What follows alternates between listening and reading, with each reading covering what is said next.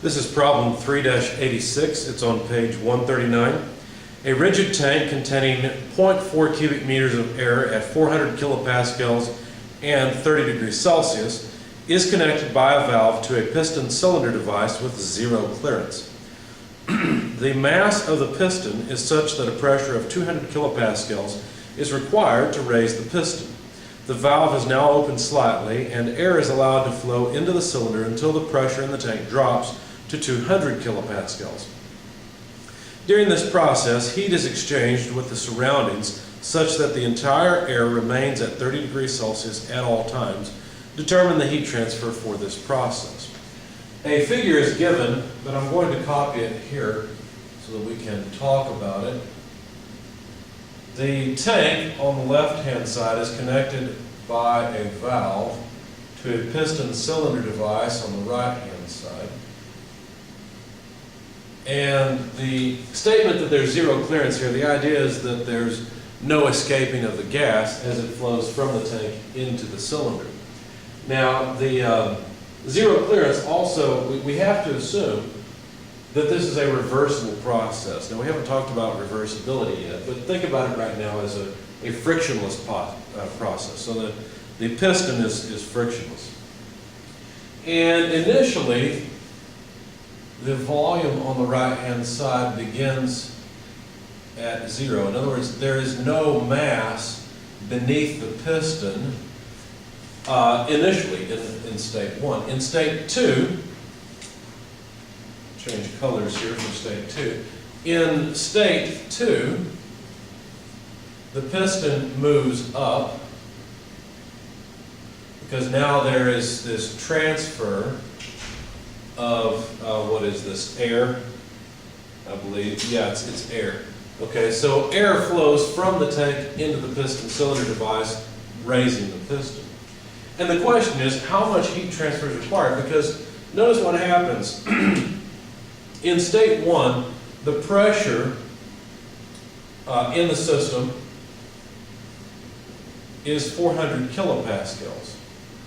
We know that the system stops when state two is achieved at a pressure of 200 kilopascals throughout the system. So on the left and the right, both beneath the piston and in the tank, the pressure is 200 kilopascals. The question is, how much heat has to be transferred in order to make this happen? And one of the key things here is that the temperature remains constant at 30 degrees Celsius. Let me try a different marker. That one's about shot. Okay, so there has to be heat transfer into the system in order to maintain the pressure constant at 30 degrees Celsius. So one thing we know is the temperature in state one is the temperature in state two is 30 degrees Celsius. Okay. Now, a lot of students are very confused about this problem, and initially they'll begin with the ideal gas law, which is correct. There's nothing wrong with thinking of this in terms of the ideal gas. Now, where they get confused is the fact that actually the system at the beginning and at the end is the only thing that's really important. What happens in between doesn't really matter. In fact, we're going to assume that there's essentially no mass of the gas on this side. Yeah, okay, I know it's a piece of pipe, there's some gas in it, but we're going to neglect that part. We're going to say there's a very small amount in here by comparison, so that as far as we're concerned, there's no gas on the right-hand side initially, and no gas in any of the pipe at any of the two states. Now, I know that's an assumption, but basically we're just saying these two are much larger than the piping. Now, where students get confused is they try to think of modeling the gas over this side and this side, where they know on this side the pressure has to be 200 kilopascals, but on this side the pressure begins at 400 kilopascals. Well, like I just said, all the mass is on this side in state one. So in state one, we can calculate how much mass there is in the tank, because we were told that the temperature is 30 degrees throughout. Also, we were told that the volume in state one, which would just be the gas on the left-hand side of the tank, that volume is 0.4 cubic meters.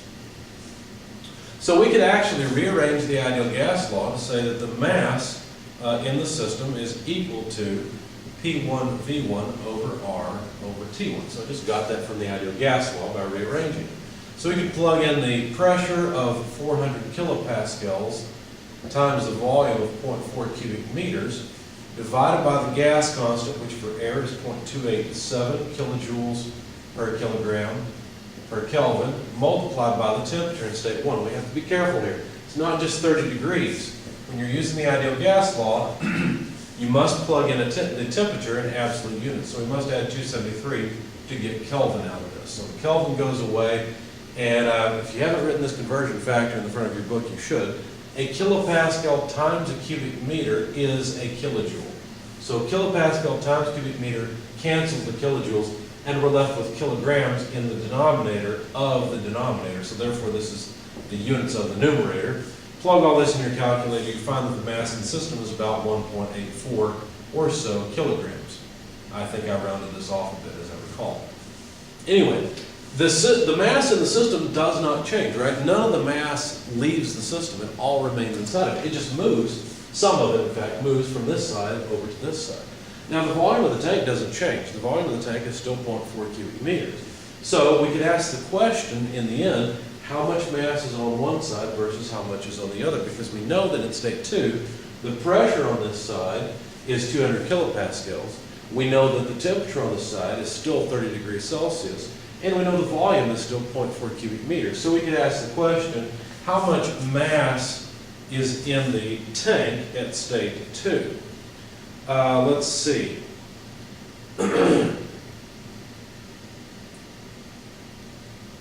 And if you stop and think about it, you'll realize that if the temperature is the same on both sides, and the pressure is the same on both sides, then the volume on this side must be equal to the volume on this side. Why? Because half the mass is over here and half of it's over here. So calculating the amount of mass in state 2 in either one of these is simple. It's just half of the mass. So in state 2 in the tank, the mass is just half of this, so that's what? 0.92 kilograms. So that's the mass in state 2 in the tank. In the piston cylinder device, mass in state 2 piston cylinder, there's the mass in this side in state 2. So that's really not all that difficult to figure out. Now, how much volume is taken up? Well, if the gas expands so that some of the gas remains in the tank, some moves over here, then we can figure out the volume from the ideal gas law. Now, the only real difference, let me write it down and then I'll talk. Let's work down here. So the volume in state 2, what is the volume of the whole system? Well, we would just rearrange the ideal gas law and say that the volume in state 2 would be equal to mRT2 over P2. Now notice that if you were to apply this to state 1, it would still work. The temperature in state 1 and state 2 are the same. The pressure in state 1 is twice what it is in state 2. So the volume in state 1 is 0.4 cubic meters. But if all that really changes is the pressure is cut in half, then the volume would double. So in state 2, the volume is just 0.8 cubic meters. And as I've already illustrated here with the mass in state 2, half the volume would be on this side, 0.4 cubic meters. The other half would be over here in the piston cylinder device. So we know everything about state 1 and state 2 as far as the properties go, but it still doesn't answer the question. Why not? Because heat transfer is an energy analysis. We're not just analyzing the state of the system. We're not just looking at a PVT relationship or state relationship of the behavior of this air. We're interested in heat flow. And so now we have to think about energy transfers. Now it's pretty obvious that energy flows into the system on the left-hand side, or it doesn't really matter where it flows in. The point is that energy enters the system in the form of heat. So that's a deposit. Now, does the amount of energy in the system ever change? Now, this is the tricky part, because we like to think of compressed air as having some kind of potential energy, but that's not really the case. Remember, Joule's experiment proved that the amount of energy in an ideal gas like air depends only on the temperature of that gas. And so, since the temperature remains constant, then the amount of energy in the air remains constant. So how can we put heat in? In other words, how can you make a deposit into your bank and your account balance not change? Well, there must be some withdrawal. So where's the withdrawal? Well, you might want to pause the video and think about it for just a moment. Now, if you pause the video and you come back, I'll go ahead and show you where the boundary, or where the deposit or the withdrawal is located. It's boundary work right here. That's where energy flows out of the system. Okay, now if this was something that was operating in a vacuum out in space, there would be no boundary work required because the atmosphere wouldn't have to be pushed out of the way to make space for the air to expand. But since this is occurring at a constant pressure of 200 kilopascals, then apparently due to the weight of the piston in the atmosphere, then work is required in order to raise that piston. So here's the deposit of heat, here's the withdrawal of work. Now if we were to apply an energy balance to this, let's go up here. Q minus W equals delta U. Since we'll just talk about the change in internal energy, we could talk about the change in energy of the system and try to include some potential energy change, but that doesn't make a whole lot of sense because we don't know anything about the geometry of this, and it would be a small contribution anyway. So we'll just approximate this as the change in internal energy. But we already know that the change in internal energy is zero. So we might be tempted to say, well, let's see, we could simply say delta U is zero, therefore Q equals W. And that would be one way of approaching it. I'll show you two ways of solving this. First of all, the boundary work is the only work that occurs in this problem. And the equations I've given you for boundary work, if you remember, there's the boundary work of a constant pressure process. And this may confuse you because you think, well, isn't there some boundary work on this side? I mean, after all, the gas is expanded, the pressure is going down. Don't I have to account for that somehow? Well, no, you don't. Because notice that there's just mass flowing through. This is not an expansion of the system. There's no change in volume or size on this side.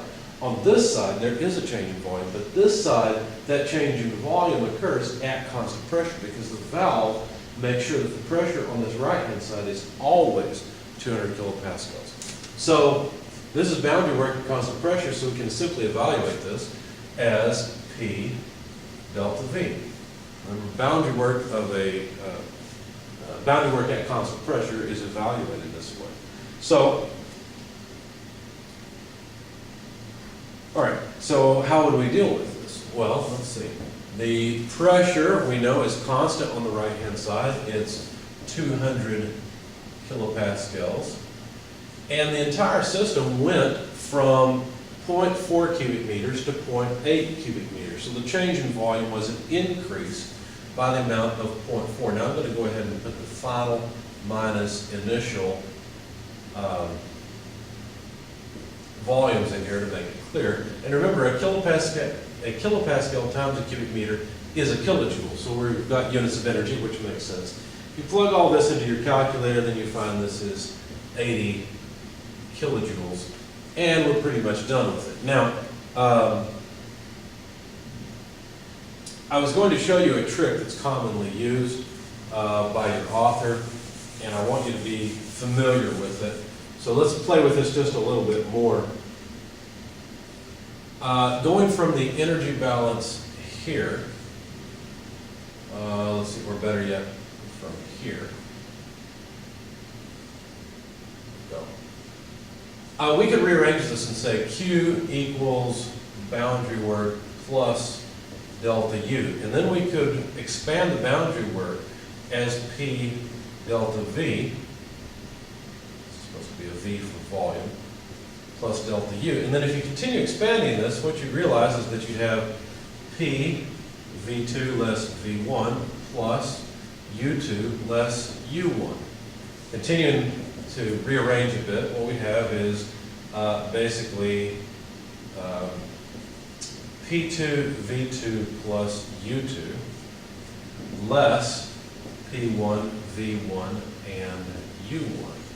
Now you may recognize these because these things are just the enthalpy in state 2 less the enthalpy in state 1. Now it doesn't help us a whole lot in this particular problem, but a lot of times your author will rearrange the equation and write it this way. So just wanted to make sure you were aware of that.